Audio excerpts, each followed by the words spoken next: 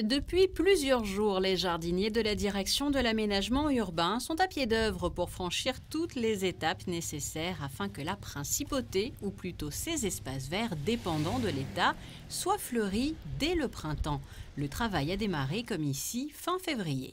Alors aujourd'hui, toute la semaine, toutes les équipes ont arraché et préparé les massifs pour être prêts pour la semaine prochaine. Parce que la semaine prochaine, en ville, vous allez voir beaucoup de rôles.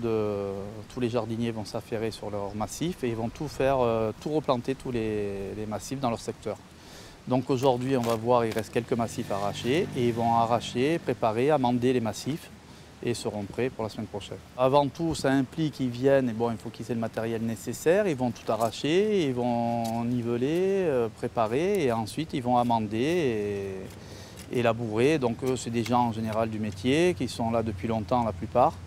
Des fois on a quelques jeunes, ils se mettent avec les anciens et les anciens leur expliquent ce qu'ils ont à faire. Et tout le territoire est impliqué. Toute la ville, absolument toute la ville, des Moneghetti, Olarboto, Monacoville, Fontvieille, partout. C'est simplement dans nos serres, à Saint-Laurent-d'Èze. Tout est dans les serres et là ils ont préparé les rôles, parce que bon, les rôles, c'est pour les gens qui ne savent pas, c'est des espèces de plateaux à roulettes et pour que ça soit fonctionnel. Et chaque secteur est livré, ils ont un jour précis de livraison, une heure de livraison. Et ils vont mettre les rôles à certains endroits, planter, ensuite ils vont livrer d'autres secteurs et après ceux qui s'occupent de la livraison vont récupérer ces rôles, remonter à la pépinière et pendant pratiquement 2 semaines, la pépinière va faire que charger ses rôles.